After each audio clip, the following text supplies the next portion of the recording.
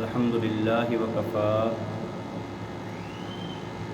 وسلام على عباده الذين اصطفى لا سيما على سيد الرسل وخاتم الأنبياء وعلى آله الذين سلكوا على طريق الهدى. أما بعد فأعوذ بالله من الشيطان الرجيم. بسم الله الرحمن الرحيم. يا أيها الذين آمنوا اتقوا الله ولتنظر نفس ما قدمت لغد واتقوا الله إن الله خبير بما تعملون. صدق الله العظيم وصدق رسوله النبي الكريم ونحن على ذلك لمن الشاهدين والشاكرين والحمد لله رب العالمين. یا رب صل وسلم دائما ابدا على حبیبک خیر الخلق كلهم هو الحبیب الذي ترجى شفاعته لكل حول من الأحوال مقتحم. رب اشرح لي صدري ويسر لي أمري واحلل عقدة من لساني يفقهوا قولي. رب زدني علما رب زدني عملا سبحانك لا علم لنا إلا ما علمتنا إنك أنت العليم الحكيم.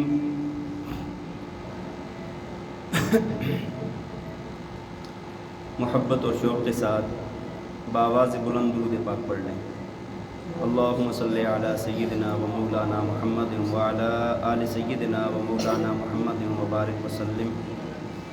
اللہم صلی علی سیدنا و مولانا محمد وعلی آل سیدنا و مولانا محمد وبارک وسلم. اللہم صلی علی سیدنا و مولانا محمد وعلی آل سیدنا و مولانا محمد وبارک وسلم. انتہائی قابل احترام، قابل صد احترام و تکریم معزز و مکرم سامعین کرام، آپ کے علم میں ہے کہ اسلامی نیا سال شروع ہو چکا ہے اور اسلامی سال کی ابتدا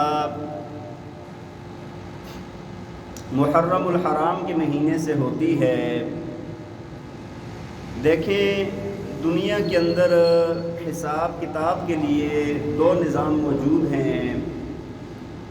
ایک کو شمسی نظام کہا جاتا ہے، دوسرے کو قمری نظام کہا جاتا ہے. شمسی نظام کا مطلب یہ ہے کہ دن رات مہینے سال صدیوں کا حساب سورج کی گردش کے حساب سے کیا جائے تو اس کو شمسی نظام کہتے ہیں. اور دوسرا یہ ہے کہ ہر یہ دن رات اور مہینوں کا حساب چاند کے حساب سے کیا جائے تو اس کو نظام قمری کہتے ہیں. اور یہ دونوں نظام بہت ہی پرانے ہیں. دیکھیں کہ شمسی نظام کی پرانا ہونے کا آپ اس سے اندازہ لگائیں کہ آج بھی لوگ کہتے ہیں کہ حضرت عیسیٰ علیہ السلام کی پیدائش کب ہوئی ہے؟ 25 دسمبر کو. کب ہوئی ہے؟ اور عیسیٰ علیہ السلام نبی علیہ السلام سے 500-600 سال پہلے گزرے ہیں. تو اس وقت نظام شمسی موجود تھا تو اس کے حساب سے حساب کیا جاتا ہے نا کہ بھائی دسمبر کے مہینے میں ہوئی، 25 تاریخ کو ہوئی ہے، تو یہ نظام شمسی تب بھی موجود تھا، اسی کے حساب سے حساب کیا جاتا ہے. اسی طرح نظام قمری بھی بہت پرانا ہے. آپ دیکھیں نا کہ ہم کیا کہتے ہیں کہ حضور نبی پاک صلی اللہ علیہ وسلم کی ولادت کب ہوئی ہے؟ 12 ربیع الاول کو. کب ہوئی ہے؟ تو نبی علیہ السلام کی ولادت سے پہلے یہ چاند کا نظام قمری نظام تھا تو تب جا کر ہم یہ کہتے ہیں نا کہ 12 ربیع الاول کو ہوئی ہے. اگر یہ نظام نہ ہوتا، نظام قمری نہ ہوتا تو ہم کبھی بھی یہ تاریخ کا حساب نہ رکھتے. تو یہ دونوں نظام انتہائی پرانے ہیں، دونوں کے حساب سے حساب کیا جاتا ہے، قدیم زمانے سے، سورج کی گردش کے حساب سے بھی اور چاند کی گردش کے حساب سے بھی۔ اور اسلامی نظام کا تعلق زیادہ، اسلامی عبادات کا تعلق، ان سب چیزوں کا تعلق زیادہ چاند کے ساتھ ہے۔ سورج کے ساتھ بھی حساب کیا جاتا ہے، لیکن آپ دیکھیں نماز کے اوقات ہیں، اس کے علاوہ ہم رمضان کے روزے رکھتے ہیں، حج کرتے ہیں، یہ ساری عبادات اس کا حساب کب کرتے ہیں؟ ہم کس کے ساتھ کرتے ہیں؟ چاند کی گردش کے ساتھ کرتے ہیں۔ ہم کہتے ہیں نا ذوالحجہ کے اندر حج ادا کیا جائے گا، رمضان کے مہینے میں روزے رکھے جائیں گے، ہاں جی، رات کو عشاء کی نماز کا وقت کب داخل ہوگا، صبح کی نماز کا وقت کب داخل ہوگا، تو چاند کے حساب سے سارا نظام چل رہا ہے ہمارا۔ تو میں نے آپ کو یہ عرض کی کہ یہ دونوں نظام انتہائی پرانے نظام ہیں، نئے نظام۔ اچھا بعض دفعہ یہ ہوتا ہے نا، بعض لوگ کہتے ہیں، جس طرح آپ ابھی بھی گزشتہ جب فواد چودھری صاحب تھے وہ کہتے تھے بھائی مولوی نا وہ پرانے دندوں میں پھنسے ہوئے ہیں، ان کو سورج کا بھی، سورج اتنا ٹھیک اس کا نظام ہے کہ ایک سیکنڈ کا پتہ چل جاتا ہے، اس کے حساب سے روزے بھی رکھنے چاہیے، عید بھی کرنی چاہیے۔ عقل پر پردے پڑے ہوئے ہیں، کس پر؟ بھائی چاہے چاند کا کہتے ہیں نا گرد و غبار ہوتا ہے، کبھی بادل ہوتے ہیں، کبھی فلاں ہوتا ہے، بھائی یہ ایک مستقل نظام ہے، اس کے بغیر چل ہی نہیں سکتے۔ بات سمجھ آ رہی ہے کہ نہیں؟ تو بہرحال یہ دو نظام چلے آ رہے ہیں۔ تو عرب کے اندر بھی یہی نظام قمری چل رہا تھا۔ آپ دیکھیں نا کہ نبی پاک صلی اللہ علیہ وسلم سے پہلے ایک نظام چل رہا تھا، اس کے بعد جب عام الفیل کا واقعہ پیش آیا، ہاں ابرہہ نے جب خانہ کعبہ پر حملہ کیا تھا، اس کے بعد پھر انہوں نے یہ چونکہ بہت بڑا واقعہ تھا، اس کے بعد حساب عام الفیل سے رکھنا شروع کر دیا۔ ہاں بھئی عام الفیل کو 1 سال گزر گیا، عام الفیل کو 2 سال گزر گئے، 4 سال گزر گئے، 10 سال گزر گئے، اس حساب سے پھر مسلمانوں کا حضرت نبی علیہ السلام کے زمانے میں بھی یہی چلتا رہا، حضرت ابوبکر صدیق رضی اللہ عنہ کے زمانے میں بھی یہی چلتا رہا، حضرت عمر فاروق رضی اللہ عنہ کے زمانے کے اندر آ کر اس میں تبدیلی آئی تھوڑی سی۔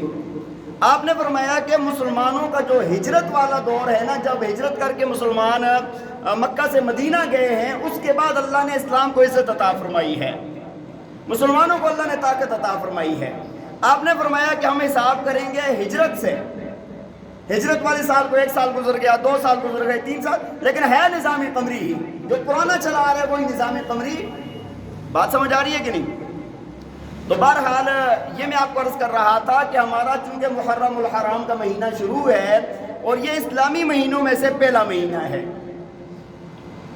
اب آپ دیکھیں کہ جب سال ختم ہو کر نیا سال شروع ہوتا ہے تو تب انسان کو نا، میں کہتا ہوں پہلے بھی کئی بار آپ کو عرض کر چکا ہوں کہ انسان کو تھوڑا سا غور فکر کرنا چاہیے، سوچ کرنی چاہیے کہ یار 1 سال کا عرصہ کوئی چھوٹا عرصہ نہیں ہوتا۔ دیکھیں 1 سال کے اندر نا ہر چیز، کائنات کی ہر چیز کے اندر تبدیلی آ جاتی ہے۔ چاروں کے چاروں موسم آ کر چلے گئے، ہاں اچھا نباتات، جمادات، جنہوں نے کوئی چیزیں پیدا ہونی تھی وہ پیدا ہو گئی، موسم بہار بھی آیا، موسم خزاں بھی آیا، گرما بھی آیا، سرما بھی آیا، ہاں ہر ایک موسم، ہر ایک چیز، ہر جاندار کے اندر، چاند سورج ستاروں کے اندر تغیرات واقع ہو گئے۔ ہر چیز اپنی گردش کو مکمل کر لیتی ہے۔ تو بات یہ عرض کر رہا ہوں کہ 1 سال کا عرصہ بہت طویل عرصہ ہوا کرتا ہے، 1 سال میں ہر چیز اپنی گردش مکمل کر لیتی ہے۔ آیا کہ ہمیں سوچنا چاہیے کہ ہمیں 1 سال کے اندر کیا ترقی ہوئی اور کیا نقصان ہوا ہے۔ ہم نے بھی تو 1 سال مکمل کیا ہے نا، اسلام کے اندر ہم نے 1 سال اور مکمل کر لیا ہے۔ سوچیں ذرا کہ سال گزشتہ محرم الحرام سے لے کر ابھی تک ہماری زندگی کے اندر کیا تبدیلی آئی ہے۔ زندگی تو گزر رہی ہے، مہینے، سال، صدیاں گزر رہے ہیں، بڑی رفتار کے ساتھ گزر رہے ہیں، دن رات اپنی رفتار کے ساتھ جا رہے ہیں۔ ہمیں اپنے اوپر غور فکر کرنا ہے کہ اس دن رات، ماہ و سال کے اندر ہماری زندگیوں میں کیا تبدیلی آئی ہے۔ آپ دیکھیں نا کہ ایک بندہ، کسی نے اپنے بیٹے کو باہر ملک بھیج دیا کہ جا کر کما کر لاؤ، سال گزر گیا، باپ پوچھے گا تو صحیح نا سال کے اندر کیا کمایا ہے، کیا کمایا ہے تم نے؟ اب اگر بیٹا کہتا ہے کہ ایک سال کے اندر ابو جی میں نے اتنی پراپرٹی بنا لی، اتنا کما لیا، اتنا فلاں کر لیا، فلاں کر لیا، والد کہے گا بڑا کامیاب ہے، ٹھیک ہے۔ لیکن اگر سال کے بعد پوچھا اور بیٹے نے کہا ابا جی کچھ بھی نہیں، پہلے جو تھا وہ بھی گیا، تو کتنی تکلیف ہوگی، کتنا نقصان کر گیا یہ بندہ۔ تو دنیا کا نقصان تو کچھ بھی نہیں ہے، یہ تو پھر پورا ہو جاتا ہے۔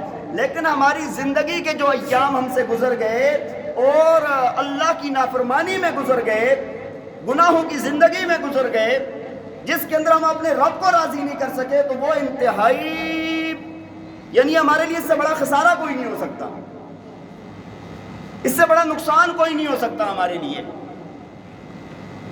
تو انسان کو سوچنا چاہیے۔ آج ہم لوگوں کو نا وقت کی قدر نہیں ہے۔ کئی لوگوں کو میں نے جب بات کرتا ہوں، لوگ کہتے ہیں آج نہیں تو کل ہو جائے گا، نہیں تو پرسوں ہو جائے گا۔ نہیں، اللہ کے بندے، آپ کا آج کل نہیں آئے گا۔ دنیاوی کام ہو یا دینی کام ہو، آپ کی زندگی کا ایک ایک لمحہ اتنا قیمتی ہے، یہ گزر گیا نا تو آپ ساری دنیا کی دولت لگا لیں، اس ایک منٹ کو واپس نہیں لا سکتے آپ۔ دیکھیں نا کتنی دنیا گزر گئی، کتنے لوگ گزشتہ سال ہمارے ساتھ موجود تھے، اس سال نہیں ہے، آج ان کی زندگی کو واپس لایا جا سکتا ہے۔ جو وقت ہم سے گزر گیا ہم اس کو واپس لا سکتے ہیں۔ احساس کرنا چاہیے، خیال کرنا چاہیے، سوچ و بچار کرنی چاہیے، یار زندگی ہماری برف کی طرح ختم ہو رہی ہے، پگھل رہی ہے، ہم نے اس سال کے اندر کیا کیا ہے؟ ہاں دیکھیں نا، پیچھے تو زمانے گزر گئے نا یار، باپ دادا پردادا کو سوچیں ذرا آپ۔ ہاں بڑے بڑے ہستیاں دنیا کے اندر موجود تھی، بڑے بڑے بادشاہ موجود تھے، بڑے بڑے لوگ موجود تھے، لیکن آہستہ آہستہ آہستہ آہستہ آہستہ ختم ہو رہے ہیں۔ ہم نے بھی پیچھے چلے جانا ہے، ہمارا بھی اسی طرح وقت گزر رہا ہے۔ میں نے بڑے بزرگوں سے کئی مرتبہ جو بڑی ایج کے ہو جاتے ہیں نا، ان سے میں پوچھتا ہوتا ہوں کہ بتاؤ زندگی کیسے گزری ہے، مطلب گپ شپ جب ہوتی ہے نا تو میں پوچھتا ہوتا ہوں، کہتے ہیں یار ابھی بچپنا تھا، ہاں جوانی آئی پتہ نہیں چلا کیسے گزر گیا۔ یہ جو نوجوان بیٹھے ہیں نا، یہ بھی سوچ رہے ہیں کہ یار بوڑھے ہوں گے، بڑے ہوں گے، ابھی تو بہت ٹائم ہے۔ جب بوڑھے ہو جائیں گے نا، آپ کو یہ احساس تک نہیں ہوگا یار کیسے گزر گئی، خواب کی طرح گزر گئی زندگی۔ جو آپ لوگ یہاں پر بیٹھے ہیں، آپ میں سے ہر انسان اپنا سوچ سکتا ہے کہ یار اس سے پہلے جو اتنی زندگی گزر گئی، کوئی 20 سال کا، کوئی 25 سال کا، کوئی 30 35 40 50 سال کا سوچے گا تو یہی لگے گا یار پتہ ہی نہیں کیسے ابھی بچپنا تھا، ابھی ہم یہ کوئی بنٹے کھیلتا تھا، کوئی کیا کوئی کیا، وہ ساری سوچیں وہی ہوتی ہیں انسان کی۔ تو یہ زندگی ختم ہو رہی ہے۔ یہ زندگی کیا ہے؟ ہاں موت کا وقت قریب آ جائے گا، یہی محسوس ہوگا یار خواب تھا گزر گیا۔ تو میں یہ عرض کر رہا ہوں کہ یہ نیا سال شروع ہو گیا اسلامی، ہمیں احساس کرنا چاہیے، اپنا وقت کو سوچنا چاہیے کہ یار کیسے وقت گزر گیا ہے ہمارا، کیا نفع ہوا ہمیں، کیا نقصان ہوا ہمیں۔ میں نے آپ کو مفتی شفیع صاحب کی بات کئی مرتبہ سنائی ہے نا، فرمایا کہ یہ جو تاجر لوگ ہیں نا، یہ اپنی مال کا نا گوشوارے بناتے ہیں۔ تاجر لوگ سال کے آخر میں اپنے تمام سال کا حساب لگاتے ہیں کہ کتنا نفع ہوا، کتنا نقصان ہوا۔ ہاں کہ بھائی سال گزر گیا ہے، سال کے اندر ہماری کمائی کیا ہوئی ہے۔ وہ فرماتے ہیں، ایک واقعہ نقل کرتے ہیں، فرمایا کہ ایک تاجر میرے پاس ہر سال آتا تھا، کہتا تھا حضرت 10 لاکھ کا نقصان ہو گیا اس سال، دوسرے سال 20 لاکھ کا نقصان ہو گیا، 25 لاکھ کا نقصان ہو گیا، 30 لاکھ کا نقصان ہو گیا۔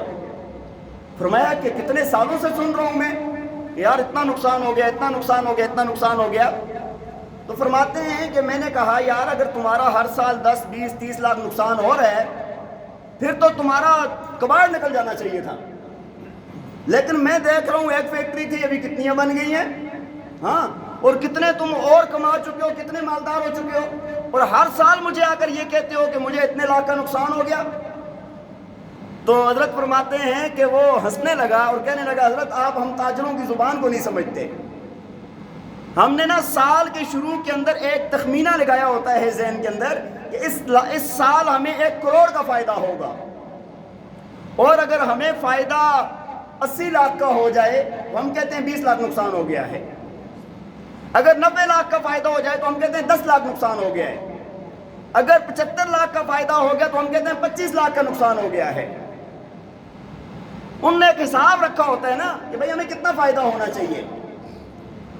تو ہم بھی تو تھوڑا سا حساب رکھیں نا. ہم نے سال کے شروع میں کدھر کھڑے ہیں, سال کے آخر تک ہم نے اللہ کے کتنا قریب جانا ہے, کتنی اللہ کی نافرمانیوں کو چھوڑنا ہے, کیسے اللہ کی یاد میں ہم نے جانا ہے. ہمیں بھی تو یہ احساس ہونا چاہیے نا. یہ تو ساری چیزیں انسان شمار کرے گا, حساب لگائے گا, تب جا کر پتہ چلے گا.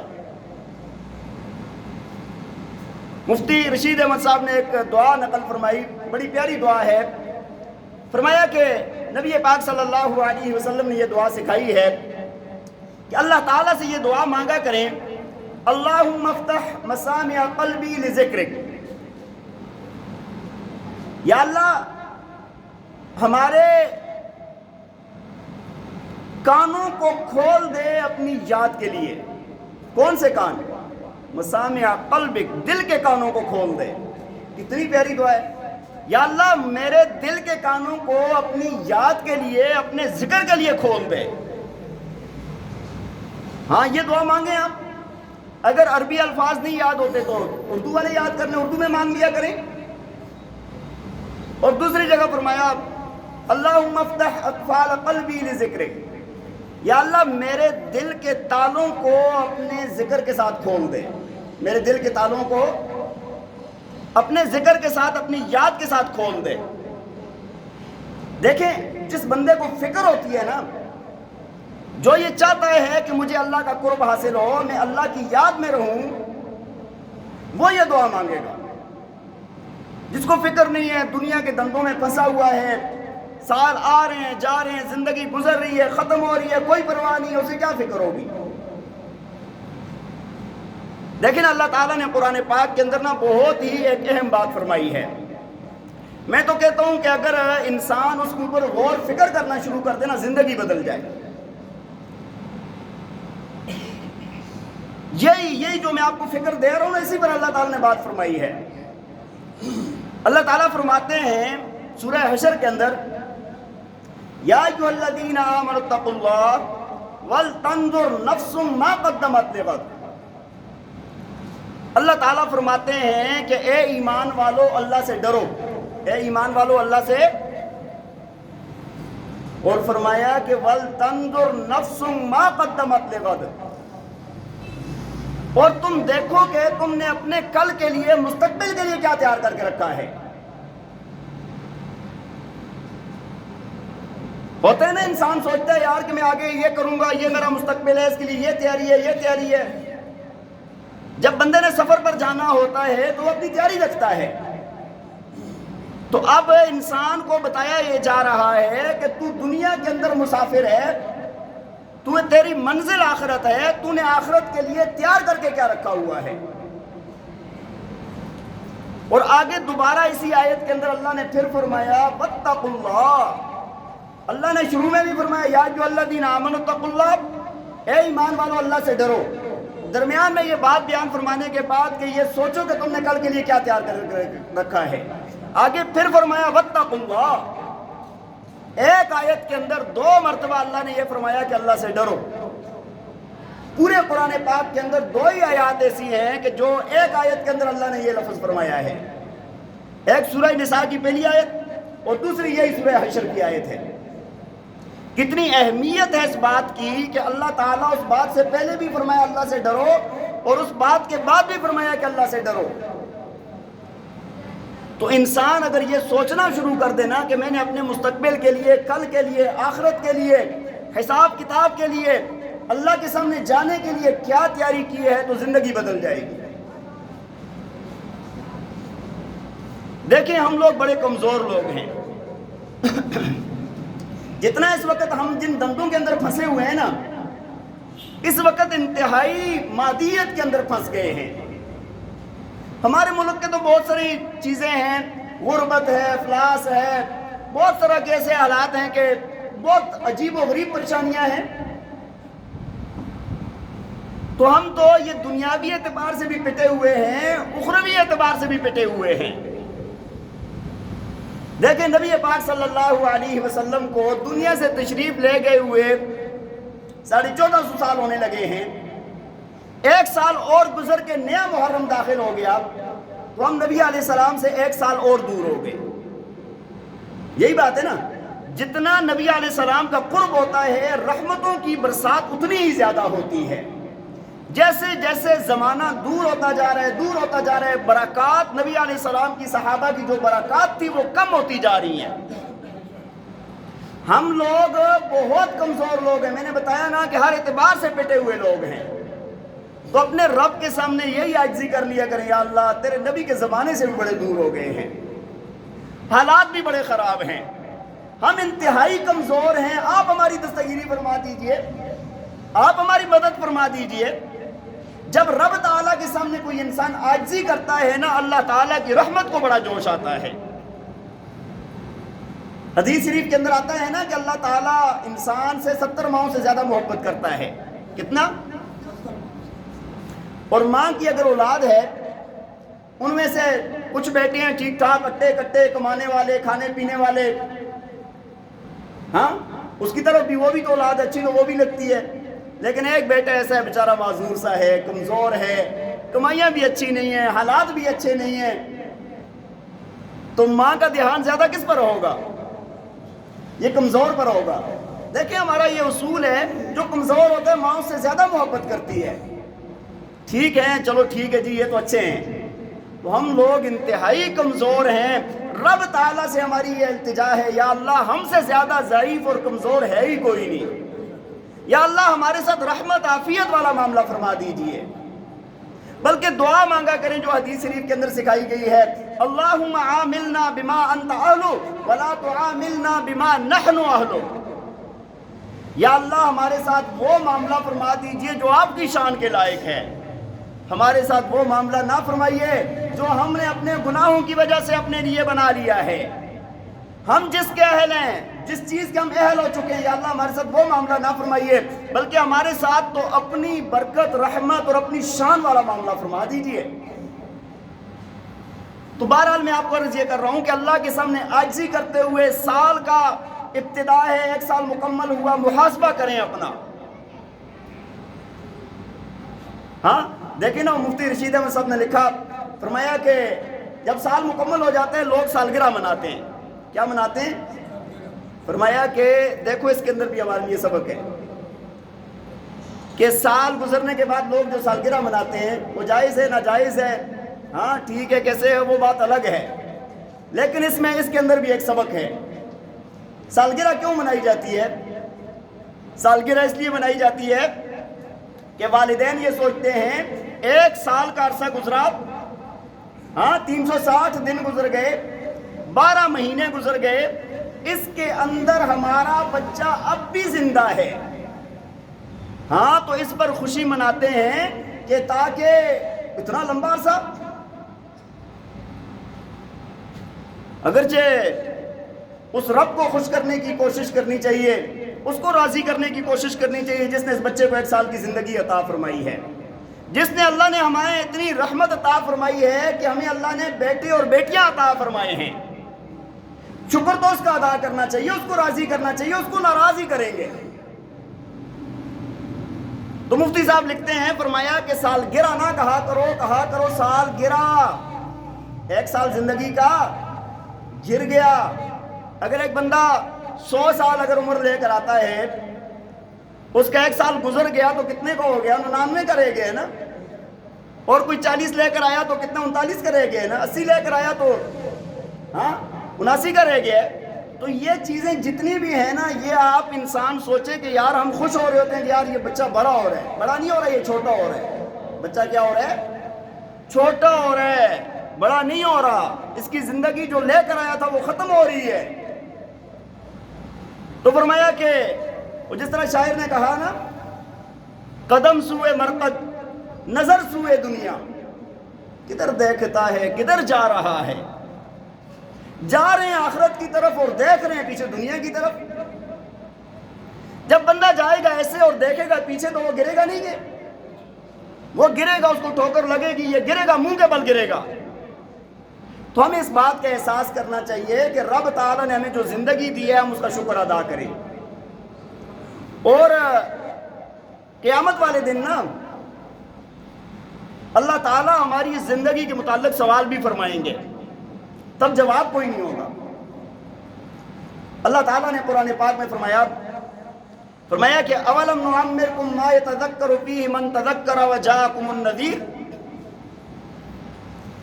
اللہ وہاں پر سوال فرمائیں گے کہ کیا میں نے تمہیں اتنی عمر نہیں دی تھی، اتنی زندگی نہیں دی تھی؟ ما یتذکر فیہ من تذکر وجاءکم النذیر، جس کے اندر نصیحت حاصل کرنے والا نصیحت حاصل کر لیتا اور تمہارے پاس تو ڈرانے والا بھی آیا ہے. جب اللہ یہ سوال کریں گے کہ میں نے تمہیں اتنی زندگی نہیں دی گی، کیا جواب دیں گے؟ نصیحت حاصل کرنے کی عمر موجود ہے، ابھی وقت ہے ہمارے پاس، لیکن نہیں حاصل کر رہے ہم، تو کل وہاں پر جا کے کوئی جواب نہیں بنے گا. مفسرین کرام نے فرمایا یہاں پر عمر سے کون سی عمر مراد ہے، ڈرانے والا کون ہے؟ ایک تو فرمایا کہ عمر سے وہ عمر مراد ہے کہ جس کے اندر انسان کو نبی علیہ السلام کی رسالت کا علم ہو جائے کہ آپ صلی اللہ علیہ وسلم ہمارے نبی ہیں، اور ڈرانے والے خود نبی علیہ السلام ہیں. ڈرایا امت کو نا اللہ کے عذاب سے، جہنم سے، ہر چیز سے. اور دوسرا فرمایا کہ ڈرانے والا قرآن ہے، اور عمر سے مراد وہ عمر ہے کہ جس کے اندر انسان کو یہ پتہ چل جائے کہ قرآن اللہ کی کتاب ہے. سب کو پتہ ہے کہ نہیں ہے؟ اور تیسرا فرمایا کہ عمر سے مراد 60 سال کی عمر ہے، اور ڈرانے والا سفید بال ہے. ڈرانے والا کیا ہے؟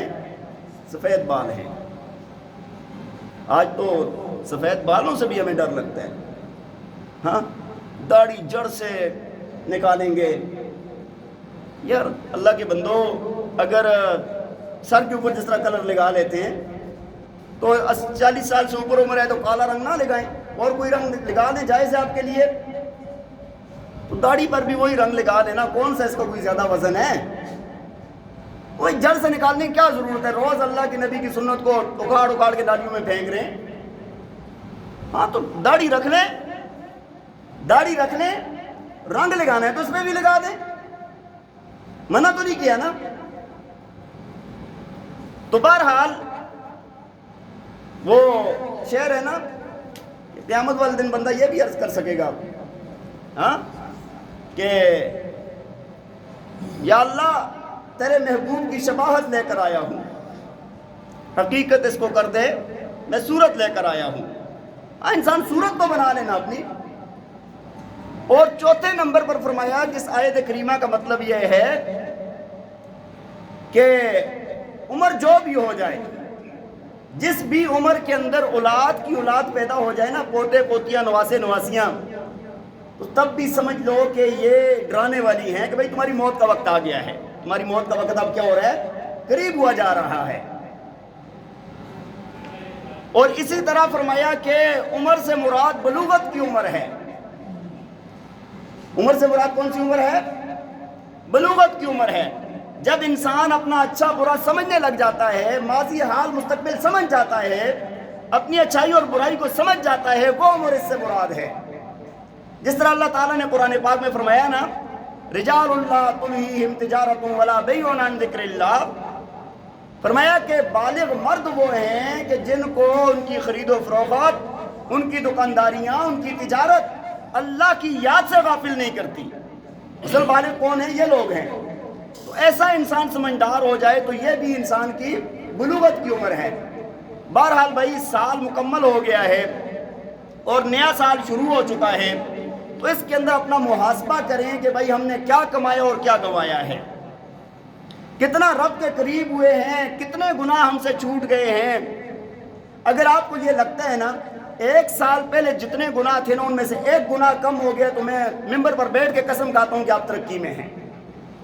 صرف ایک گناہ اگر ایک سال میں چھوٹ گیا ہے تو. لیکن اگر ایک گناہ بھی نہیں چھوٹا بلکہ زیادہ ہو گئے ہیں تو پھر نقصان کے اندر ہیں، پھر ہمارا نقصان ہے. بھائی بہت سارے لوگ ہوتے ہیں نماز بھی پڑھ رہے ہوتے ہیں، نوافل بھی پڑھ رہے ہوتے ہیں، تہجد بھی پڑھ رہے ہوتے ہیں، ذکر اذکار بھی کر رہے ہوتے ہیں، گناہ نہیں چھوڑ رہے ہوتے. اور اپنے خیال میں وہ یہ سوچتے ہیں کہ ہم تو بڑے بزرگ ہیں. اللہ کو ایسی بزرگی نہیں چاہیے کہ جب اس کے اندر گناہ ہو. اللہ کو ہم راضی کر سکتے ہیں گناہ چھوڑ کر. اللہ کیسے راضی ہوگا؟ مثال دیتا ہوں آپ کو. ایک بندہ ہے، حج بھی کرتا ہے ہر سال، روزے بھی رکھتا ہے، ہاں، غریبوں کے ساتھ تعاون بھی کرتا ہے، سارے کام وہ کر رہا ہے، لیکن کسی کے پلاٹوں پر اس نے قبضہ کیا ہوا ہے، ہاں، کسی سے جھوٹ بول کے اس نے مال ہڑپ کیا ہوا ہے، کسی کے ساتھ ظلم کیا ہوا ہے. تو اب اس کی یہ دوسری چیزیں کام آئیں گی کیا؟ یہ بندہ تو نقصان میں ہی جائے گا. اگرچہ ان کا اپنا فائدہ ہے، نیکیوں کا اپنا فائدہ ہوتا ہے، لیکن اصل فائدہ اس کا گناہ چھوڑنے میں ہے. تو ابھی سال مکمل ہو گیا.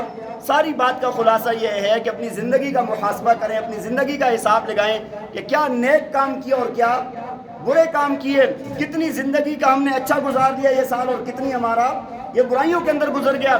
اس چیز کا خیال رکھیں. اللہ تعالیٰ مجھے اور آپ کو عمل کرنے کی توفیق عطا فرمائے. وآخر دعوانا ان الحمد للہ رب العالمین. اذان کے بعد سنتے ہیں.